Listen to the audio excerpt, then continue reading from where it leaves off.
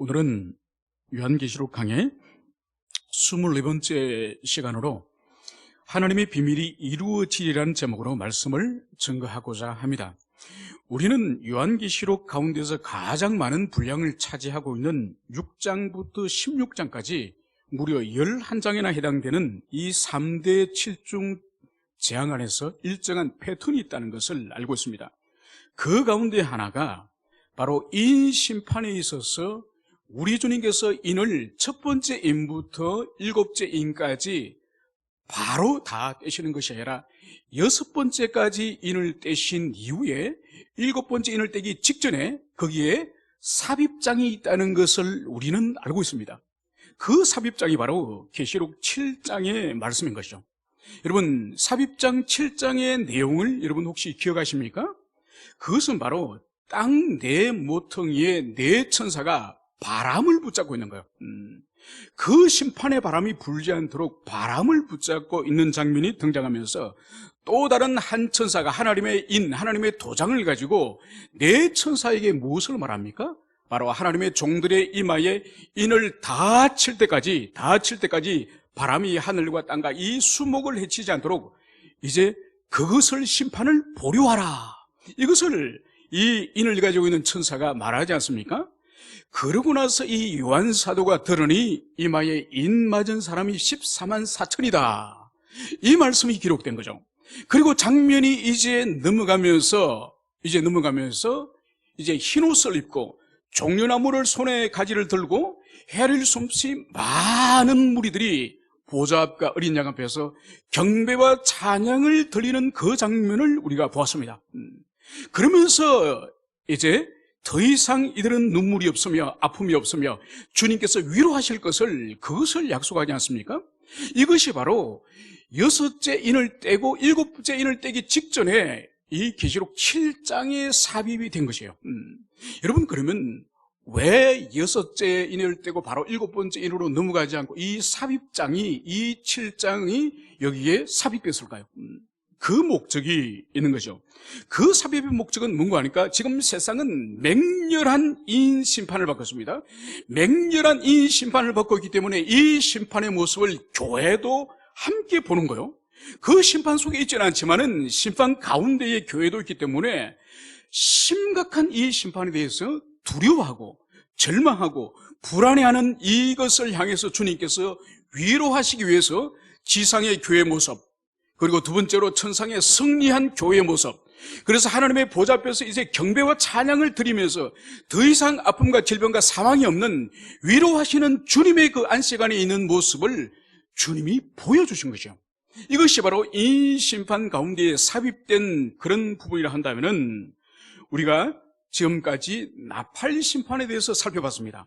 이 나팔 심판 또한 지난 시간까지 우리가 여섯 번째 나팔을 천사가 부는 그 부분까지 살펴보고 오늘 이 10장은 또다시 일곱 번째 나팔을 불기 전에 삽입장으로서 여기에 이제 삽입이 되는 거죠.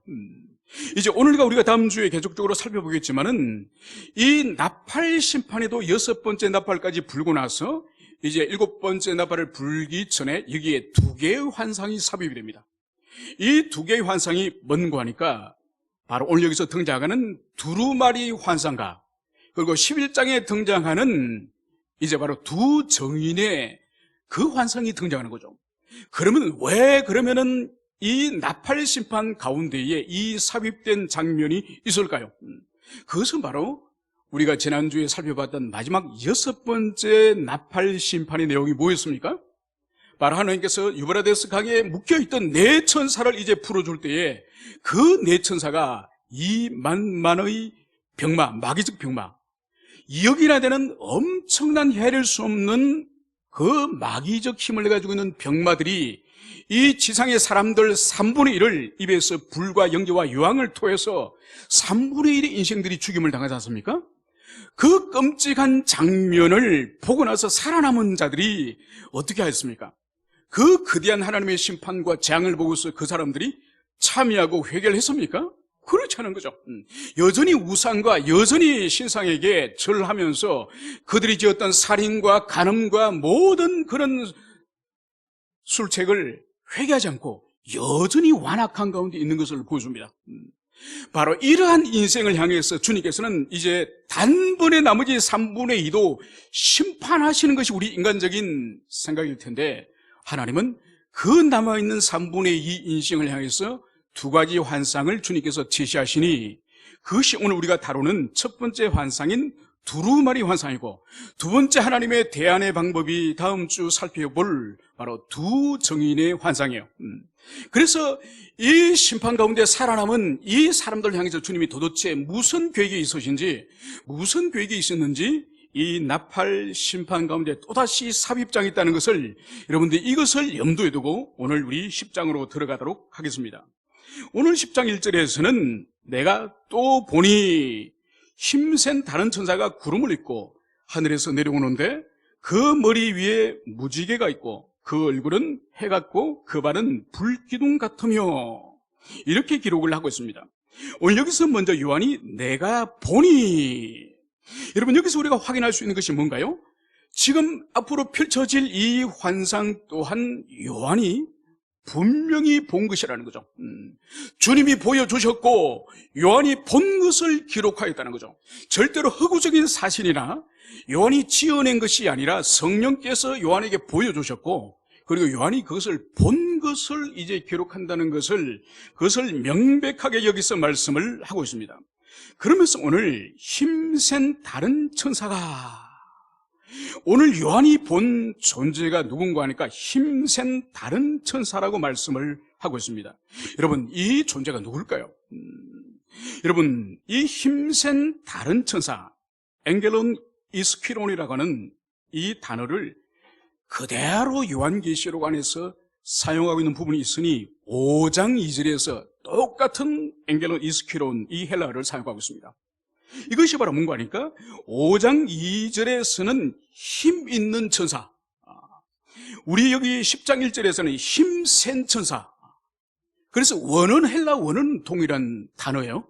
그런데 힘센, 힘 있는, 이렇게 번역의 차이일 뿐이지만은 이 두 천사를 지칭하는 단어 헬라 원어는 동일하는 것을 우리가 염두에 둘 필요가 있습니다.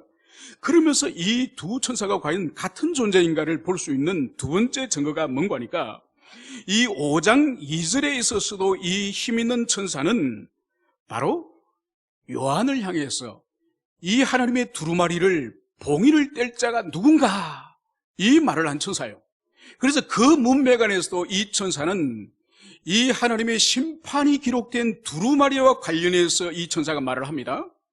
그리고 오늘 10장 1절에서도 오늘 이 천사는 바로 하나님의 두루마리, 이 두루마리와 관련한 천사예요. 그렇게 볼 때는 이 두 천사가 사용되어지는 헬라어 단어도 힘있는, 힘센, 그리고 동일하게 하나님의 심판의 두루마리에 관해서 오늘 이 말씀이 그 문맥 가운데 있으니 같은 천사라고 봅니다. 그래서 대부분 학자들은 같은 천사라고 보는데, 그런데 이 본문 가운데서 구체적으로 요한이 이 천사의 모습을 상세하게 기술을 하고 있습니다. 그 기술을 볼 때에 또 어떤 사람들은 고개를 가우뚱거리면서 이 천사는 예수님이다, 이렇게 주장하는 사람이 또한 있다는 거죠. 그러면 구체적으로 이 천사의 면모를 우리가 살펴보겠습니다. 왜 요한이 구체적으로 하나씩 기록했는지 그것을 살펴보도록 하겠습니다. 오늘 먼저 구름을 입고 하늘에서 내려오는데, 여러분 이 천사의 존재는 구름을 입고 하늘에서 지금 땅으로 내려오는 거예요. 이 모습은 다니엘서 7장 13절에 가면 인자 같은 이가 구름 타고 오는 것을 다니엘이 봅니다.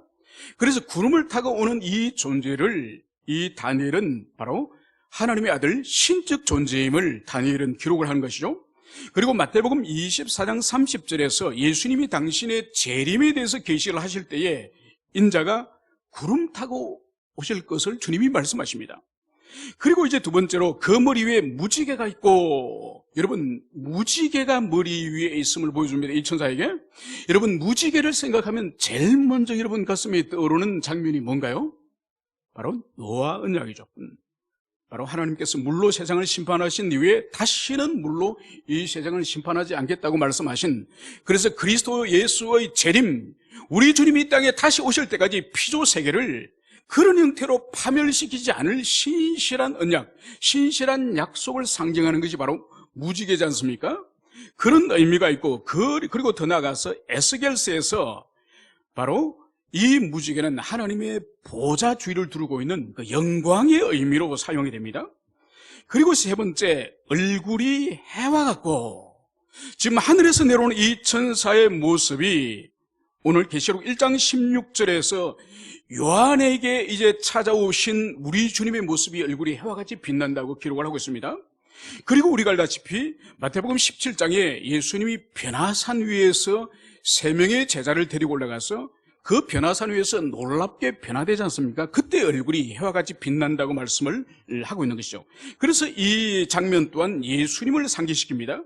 그리고 마지막으로는 그 발은 불기둥 같으니, 여러분, 이 불기둥의 의미는 뭔가요? 바로 이스라엘 백성들이 광야를 유행할 때에 바로 이스라엘 백성들 무리 앞에 구름 기둥과 불 기둥을 연상하는 것을 볼 수 있습니다.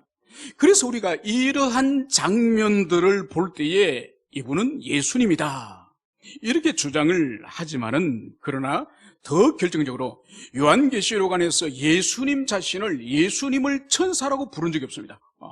그러므로 이것은 예수님이라기보다는 바로 성부 하나님과 성자 하나님의 그 형상을 소유한, 그래서 이제는 이 지상에 있는 이제 6번째 나팔 심판을 당하고도 살아남은 그 사람들이 귀신을 숭배하고 우상을 숭배하고 또 복술과 언맹을 하는 그 사람들을 이제 또다시 회개를 촉구시키기 위한 아주 막중한 사명을 가지고 이제 온 성부 하나님과 성자 하나님의 형상을 입은 그런 천사적인 존재라는 것을 볼 수 있습니다. 그래서 우리가 결론은 예수님 자신은 아니고, 그러나 바로 성부와 성자의 그런 권능을 입은, 그래서 마지막 이 땅에 회심을 촉구하는 그런 사명을 가진 천사다, 그렇게 우리가 이해하면 될 것 같습니다. 그러면서 오늘 10장 2절에 보면은 이 천사의 손에 펴놓은 두루마리가 있다, 이 말씀이 기록된 거죠. 여러분, 이 두루마리는 최초로 어디서 등장을 합니까? 바로 계시록 5장에서 등장하는 거죠. 천상 예배 가운데서 보좌에 앉으신 성부 하나님의 오른손에 이 두루마리, 봉인된 두루마리가 있지 않습니까? 그래서 이 봉인된 두루마리를 향해서 누가 이 봉인된 두루마리를 인을 뗄 수 있는 자가 있느냐? 그러니까 이 지상에 아무도 봉인된 두루마리를 깰 수 있는 자가 없는 거죠. 그래서 사도 요한이 그 절망스러운 마음으로 통곡을 하지 않습니까?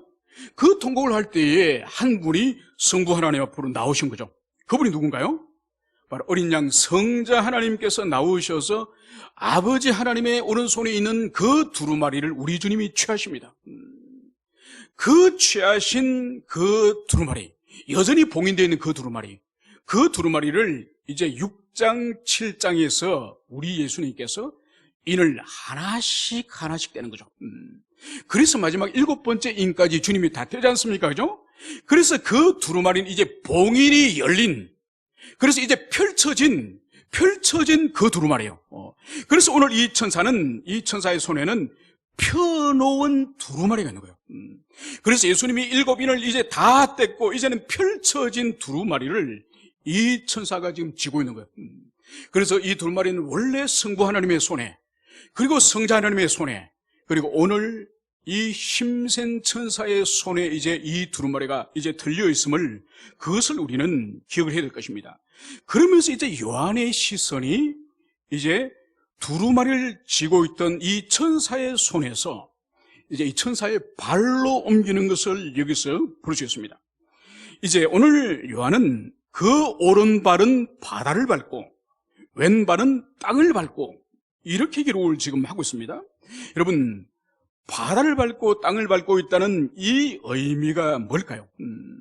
여러분, 이것은 첫째, 바다와 땅을 동시에 밟고 있는 이 의미는 바로 다스린다, 통치한다는 그런 의미예요.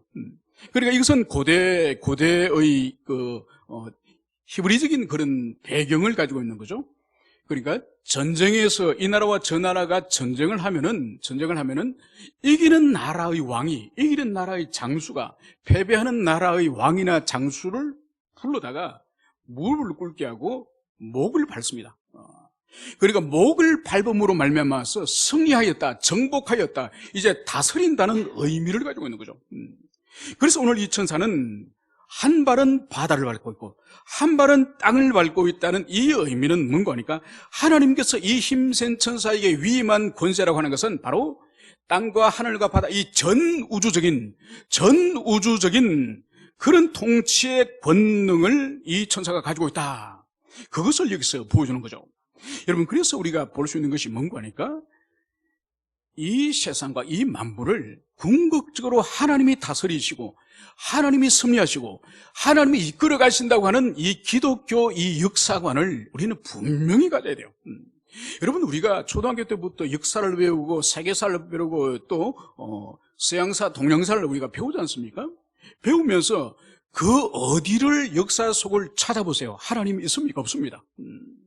모두 다 세상의 왕들과 세상의 지도자들과 세상의 어떤 정치적인 당파와 어떤 세력들이 세상을, 나라를 이끌어간다고 그렇게 기술이 되어 있지만은, 그러나 우리 그리스도인의 눈에는 오늘 바로 하나님이 보내신 이 힘센 천사, 이 천사가 바로 바다와 땅을 밟고 있는 것처럼 하나님께서 역사의 대주제시고 그분이 이 역사를 이끌어 가시고, 그리고 이끌어가는 방식도 바로 주님께서 이미 주신 이 계시록의 역사의 완성의 장면 이대로 이끌어가는 거예요.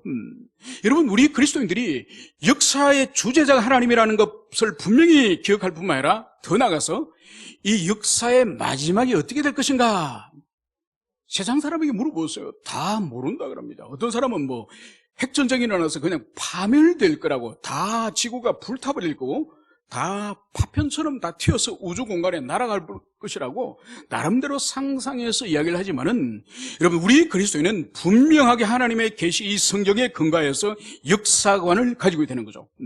그래서 노아에게 무지개 언약을 통해서 절대로 종말까지, 그리스도 다시 오실 때까지 이 만물과 세계를 주님이 보존하시겠다고 하는 그 약속. 그래서 이 세계와 이 세상은 하나님이 반드시 역사 속에서 보호할 것이, 다른 어떤 우발적인 그런 사건으로 행성이 날아와서 딤 임팩트 같은 그런 사건으로 지구가 조각나는 이런 것은 그리스도인 안에서 역사관에서 포함될 수 없는 거예요. 그리고 마지막에 역사의 모습은 어떻게 되느냐, 그것은 요한계시록을 읽어보라. 요한계시록 안에서 인류의 역사와 우리 인생의 역사와 모든 나라와 열방의 마지막의 모습이 이 계시록 가운데 정확하게 주님이 가르쳐주는 거죠.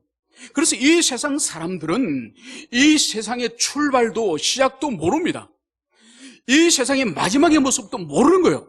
오직 계시를 받은, 이 성경 계시를 받은 우리 그리스도인만이 이 만물의 시작과 인간의 시작, 그리고 만물의 마지막의 모습과 우리 인생의 마지막의 모습을 이 성경 계시를 통해서 우리에게 주셨기 때문에 우리만이 이것에 대해서 정확하게 이해하고 믿으며 살아갈 수 있는 거예요.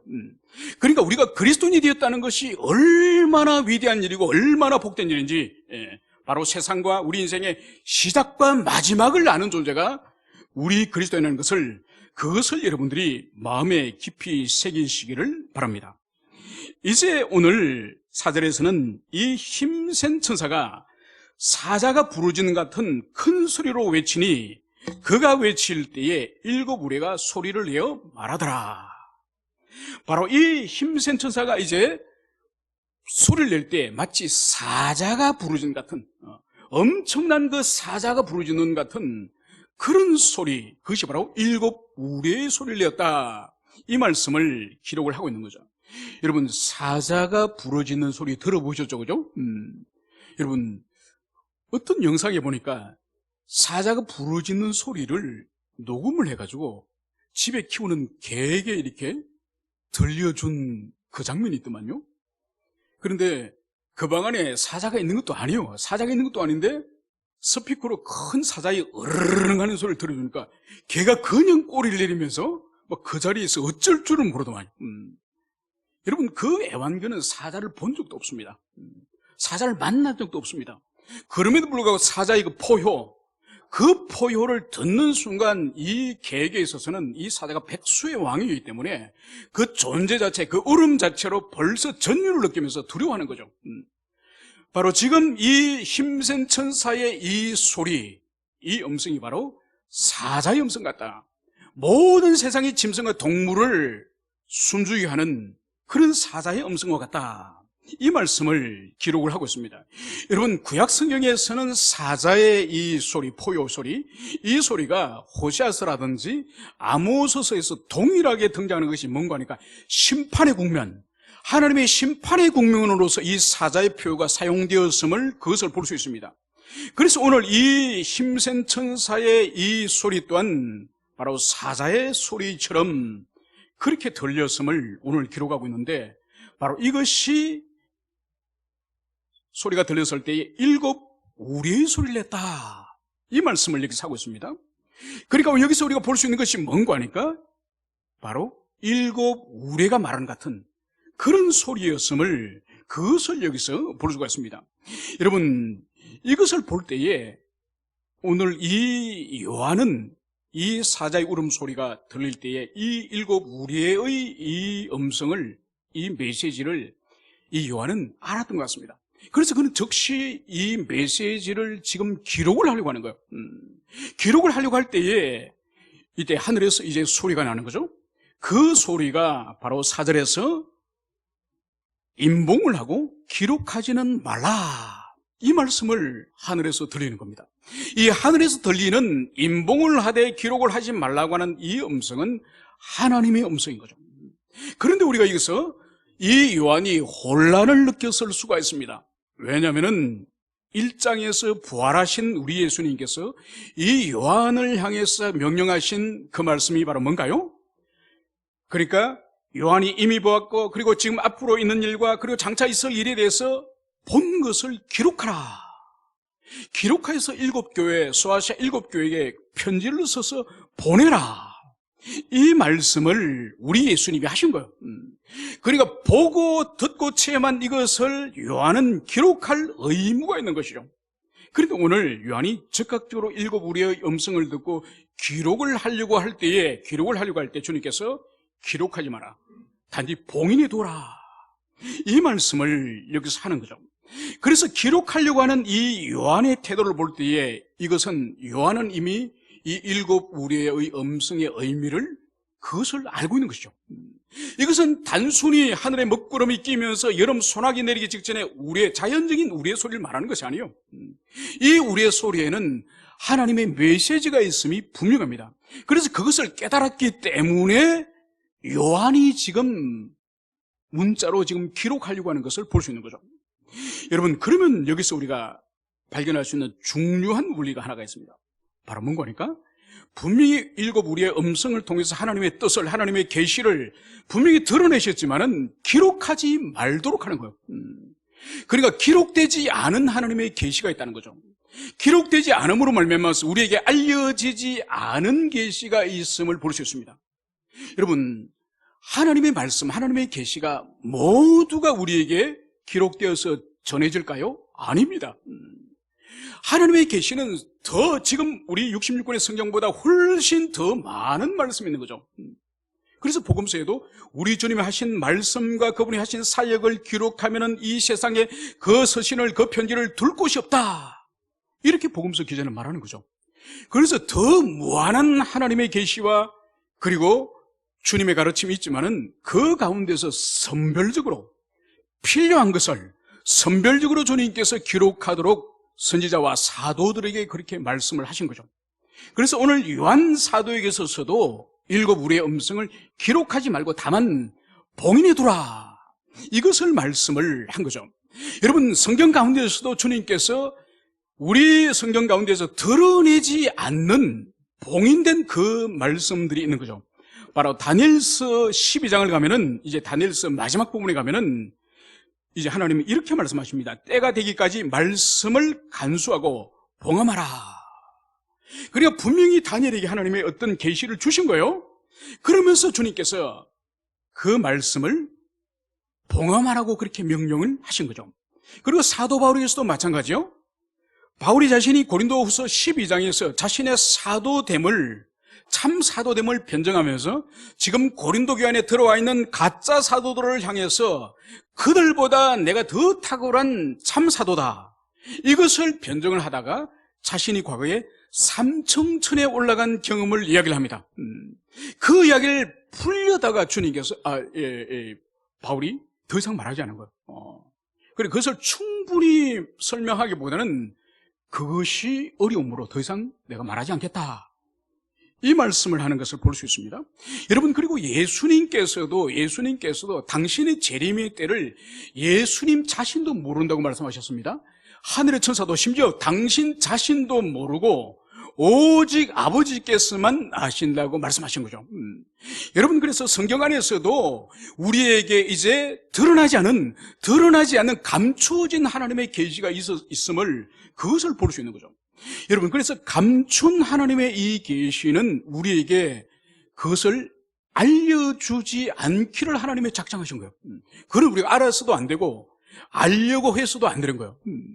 그래서 베드로후서 3장 16절에서는 베드로가 15절에서 바울의 서신을 이야기하면서 우리 형제 바울의 편지 가운데서는 어려운 말씀이 있다, 그러면서 그 어려운 말씀을 억지로 풀려하다는 스스로 멸망하느니라, 이 말씀을 하시는 거죠.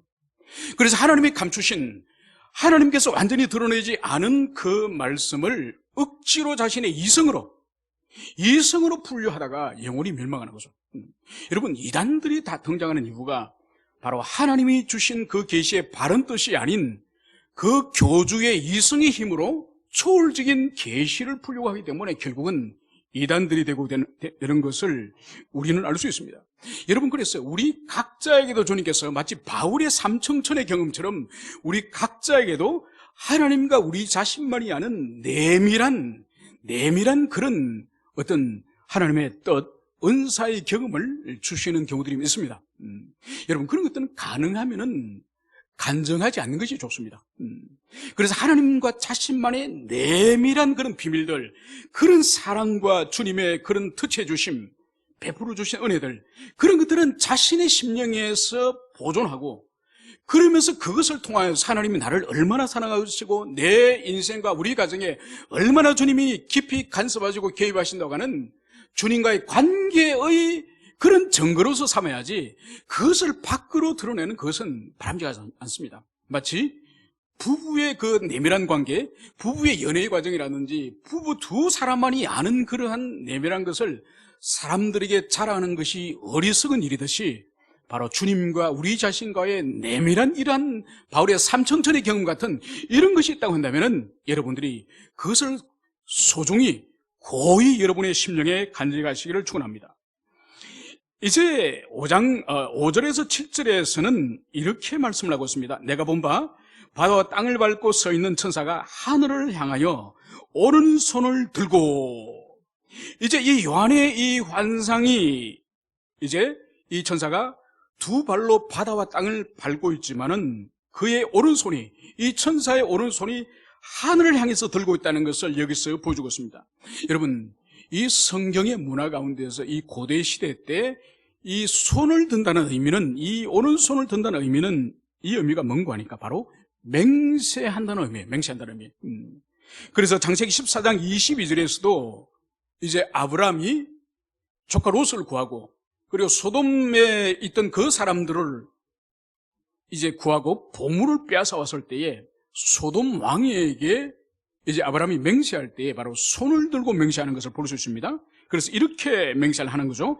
천지의 주제시오 지극히 높으신 하나님 여호와께 내가 손을 들고 맹세하노니.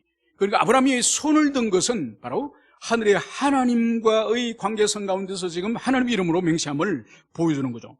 그리고 모세가 신명기 32장 40절에서도 이렇게 말씀이 기록되어 있습니다. 내가 하늘을 향하여 내 손을 들고 말하노라. 나의 영원한 삶을 들고 맹세하노니. 그래서 구약의 전통에서는 하늘을 향해서 손을 든다는 것은 바로 하나님 앞에 맹세한다는 그 의미를 가지고 있습니다. 뿐만 아니라 이 6절에서도 요한은 맹세하여 이르되 이렇게 기록하므로 이 천사의 오른손을 든 이 행위는 바로 하나님과 맹세하여 오늘 이 말씀을 증가하고 있음을 그것을 볼 수 있습니다. 그런데 오늘 이 천사는 맹세를 함에 있어서 맹세의 이 관계를 세세토록 살아계신 이 말씀을 하고 있는 거죠. 여러분, 세세토록 살아계신다는 이 의미가 뭔가요? 바로 시간과 역사를 초월하는, 우리는 시간과 역사 속에 우리가 살아가지만은 그 시간과 역사를 초월하시는 그 창조주 하나님을 언급을 하는 거죠. 그러면서 이 창조주 하나님을 더 상세하게 모사하는 것을 보여줍니다. 그것은 바로 하늘과 하늘에 있는 피조물, 그리고 땅과 땅에 있는 피조물, 그리고 바다와 바다에 있는 피조물을 지으신 창조주 하나님께 이제 맹세한다, 이 말씀이 기록된 거죠. 그러면 여러분, 왜 천사가 창조주 하나님, 하늘과 하늘에 있는 피조물, 땅과 땅에 있는 피조물, 바다와 바다에 있는 피조물을 왜 거명을 하면서 그것을 지으신 창조주 이름으로 맹세를 할까요? 그것은 바로 이제 펼쳐질 이 마지막 이 심판은 주님이 지으신 이 모든 세계와 이 모든 피조물 어느 하나라도 이 하나님의 심판으로부터 피할 존재가 없다고 하는 이 전 창조 세계에 대하여 이제 하나님의 심판이 미칠 것을 의미하는 의미에서 오늘 이렇게 창조주 하나님을 언급하는 것을 볼 수 있습니다. 이어서 오늘 천사는 놀라운 말씀을 하고 있습니다. 그것은 바로 지체하지 아니하리니, 더 이상 지체하지 않겠다, 이 말씀을 하는 거예요. 여러분, 지체하지 아니하겠다, 이 헬라어로 이것이 무슨 의미인가 하니까 더 이상 시간이 없다, 더 이상 시간이 없다. 이것은 뭔가 하니까 더 이상 주님의 재림이 임박하였기 때문에 더 이상 이 회개를 지체할 시간이 없다. 이제 마지막 이제 7번째 이 나팔의 심판이 임박하였다. 이것을 오늘 여기서 의미하는 거죠. 그래서 이제 이 힘센 천사는 이제 이 두 환상이 끝난 이후에 바로 7번째 나팔과 함께 이제 엄청난 일이 일어날 것임을 그것을 여기서 보여주고 있습니다. 여러분, 이것은 더 이상 시간이 없다, 더 이상 지체할 수 없다, 이 의미는 우리가 이미 살펴본 5번째 인 심판을 여러분 기억하시죠? 계시록 6장 10절에서 바로 5번째 인을 떼실 때에, 우리 주님이 인을 떼실 때에 바로 성전 앞에 있는 그 제단, 우리 주님 보좌 앞에 있는 그 제단 아래 누가 있었습니까? 바로 순교한 영혼들의 탄식과 주님을 향한 탄원이 있지 않습니까? 언제까지 우리의 흘린 피, 우리의 피의 그 억울함, 그 신원을 언제까지 해주시겠습니까? 언제까지 주님 지체하시겠습니까? 이것을 탄원하지 않았습니까? 바로 그거에 대한 답이 오늘 이 말씀이에요. 더 이상은 지체하지 않겠다. 이제는 너희들의 피에 대한 신은 이제 하나님의 이 정의의 심판, 이 공의의 집행을 내가 이루겠다. 이 의미가 지체하지 아니하리니, 이렇게 답변하고 있음을 그것을 볼 수 있습니다. 여러분, 그래서 우리가 지금까지 주님께서 인 심판부터 나팔 심판까지 지금까지 우리가 살펴보았지만은, 여러분, 처음에는 주님께서 사람들의 생명을 빼앗는 직접적인 그런 주님의 재앙과 심판이라기보다는 피조세계에 대해서, 그리고 사람에 대해서도 이제 단번에 모든 인생을 심판과 멸망을 행하는 것이 아니라 4분의 1, 3분의 1, 이렇게 점정적으로 이제 주님의 심판이 확장되어지는 그것을 볼 수 있습니다. 여러분, 여기서 우리가 발견할 수 있는 것이 뭔가요? 하나님께서 죄인을 향하여, 세상을 향해서 오래 참으시고 기다리시는 그 주님의 자비와 인내를 여기서 우리가 볼 수 있는 것이죠. 이제 천사는 이렇게 증거를 하고 있습니다. 7째 천사가 소리를 내는 날, 그의 나팔을 불려고 할 때에 하나님이 그 종 선지자에게 전하신 복음과 같이 하나님의 그 비밀이 이루어지리라. 이제 이 천사는 마지막 7번째 천사의 나팔이 이제 울려 퍼질 때에, 그 나팔이 울려 퍼질 때에 바로 하나님이 그 종 선지자에게 전하신 복음과 같이 하나님의 비밀이 이루어지리라. 여러분, 하나님의 비밀이 뭘까요? 여기서 하나님의 비밀이 무엇을 의미할까요? 여러분, 이것은 바로 주님의 재림의 직전에 이 땅에 임할 이 마지막 엄청난 하나님의 이 심판의 역사들, 이 심판의 역사들, 그리고 주님이 재림하시고, 그리고 악의 세력을 모두 진멸하여서 무정행 속으로 이제 던져 넣으시고, 그리고 이 땅에 마지막 새 하늘과 새 땅이 임하는 역사의 마지막 종말과 완성의 모습이 바로 이 비밀인 것이죠. 그러니까 이 비밀이 이제 이루어질 터인데, 이제 7번째 나팔이 울려 퍼질 때에 이 하나님의 마지막 역사의 종말에 이 비밀이 이루어질 텐데, 그런데 이 비밀이 어떻게 이루어진다고요? 하나님이 그 종 선지자에 전하신 복음과 같이. 여러분, 이것이 초점이에요. 그러니까 하나님이 지금 역사의 마지막 종말에 대심판과 사단의 이제 심판과, 그리고 모든 악의 세력에 대해서 심판을 하시고, 그리고 이 땅에 새 하늘과 새 땅이 임하는 이 역사의 마지막 종말, 이 비밀을 바로 지금까지 하나님께서 선지자들에게 계시하신, 선지자들에게, 당신의 종들에게 계시하신 그 복음대로 주님께서 이 역사를 완성하시겠다, 이 말씀을 이렇게 사는 거예요. 여러분, 이것은 무슨 의미일까요?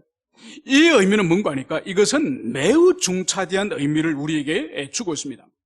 이것은 바로 주님이 지금까지 이제 역사를 이끌어 오시고 마지막 심판의 이 모습 또한 바로 지금까지 주님께서 당신의 종들, 구약의 선지자들과 신약의 사도들에게 계시하신 그 말씀대로 주님께서 역사를 심판하시고 완성하시다는 거예요.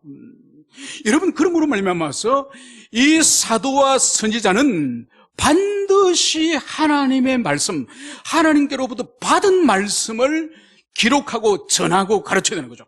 왜냐하면 그 사도와 선지자의 말씀대로 역사를 심판하시고 역사를 완성하시겠다고 약속하시기 때문에 그 선지자 사도들이 거짓된 것을 가르치고 거짓된 것을 기록해서는 안 되는 거죠. 그래서 66권의 이 성경은 무오한 완전한 하나님의 계시인 것을 우리 개혁신앙 안에서 우리가 믿습니다. 그죠? 여기에는 어떤 인본주의적인 요소를 우리는 절대로 용납할 수 없습니다. 이것은 완전한 하나님의 절대적인 무오한 진리의 말씀이에요. 그렇기 때문에 이 말씀에서 이미 구약의 선지자들에게 심판에 대해서 말씀하셨고, 신약에서 예수님이 오셔서 복음서에 이미 말씀하셨고, 사도들이 이제 종말에 대해서 이제 기록하였고, 그대로 예수님도, 그대로 하나님께서도 그 기록된 말씀을 따라서 이 역사를 심판하시고 완성하시다는 거예요. 그래서 하나님이 주신 말씀, 그 주신 말씀대로 사도들과 선지자들은 그 말씀을 그대로 받아서 백성들에게 전해야 될 의무가 있는 거예요. 자기 것을 더하거나 자기 것을 거기서 참고해 빼거나 이렇게 하면 안 되는 거죠. 그래서 계시록 22장 마지막 그 장에서도 분명히 요한은 기록하고 있지 않습니까? 하나님이 주신 그 말씀에 자기의 생각이나 다른 것을 더하면은 하나님의 진노가 그 사람에게 더할 것이요, 하나님 주신 말씀에서 임의로 빼버리면은 바로 하나님의 생명책에서 그 사람의 이름을 빼버릴 것이다. 그래서 이 66권의 이 무한 이 성경, 완전한 이 성경, 이 성경에 하나님의 종들이 사로잡히게 되고 그 종들이 그 말씀을 증거해야 되고 그 증거하고 가르친 그대로 역사가 완성될 것임을, 그것을 오늘 여기서 말씀을 오늘 하고 있는 거죠. 여러분, 그래서 교회 안에서 가장 중요한 사역 중에 하나가 오늘 신약교회도 뭔가 하니까 이 66권에 있는 이 성경을 정확하게 가르치는 것. 그래서 여러분이 참된 것을, 참된 진리를 여러분들이 그 감각을 가지고 있어요. 감각을. 여러분, 그래서 우리가 할 수 있는 대로 순수한 말씀, 순전한 말씀, 온전한 말씀을 따라서 우리의 심령과 우리의 영혼이, 그것이 토대 위에 우리의 신앙과 삶이 펼쳐져야 되는 거예요. 여러분, 그래서 오늘날도 교회와 목회자에게 가장 중요한 사역이 뭔가 하니까 정확한 진리 말씀, 이 신구약 66권의 성경을 정확한 말씀을 더하거나 빼지 말고 사람의 눈치 보지 말고 하나님이 주시고자 하는 메시지를 정확하게 전가하는 것이, 이것이 교회와 목회자의 1차적인 사명이에요.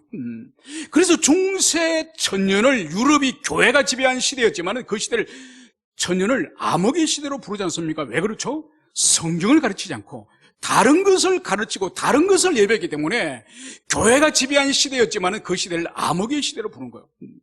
여러분, 그래서 우리가 이 성경을 이제 다음 주 우리가 성경을 살펴보겠지만은, 여러분, 성경에는 분명히 두 가지 맛이 있습니다. 다음 주 우리가 살펴보겠지만은 이제 이 두루마리를 먹으라 할 때 이 두루마리를 먹었을 때 입에서는 달지만은 이 속에서는 쓰다고 말씀드렸습니다. 여러분, 입에서 단다는 의미는 뭔가 하니까 우리의 이성과 우리 신앙을 통해서 일단은 깨달은 것을 말한 거예요. 새로운 것을 깨닫고 다른 사람이 모르는 것을 깨닫고 여러분 새로운 지식을 깨달으면은 이 정신적 영적 희열을 주는 것은 당연한 거예요. 문제는 그것을 삶에서 순종하고 적용하고 실천하려고 할 때에 이 배에서 뒤틀리듯이 쓰라린 이 아픔이 말씀이 가져오는 거예요.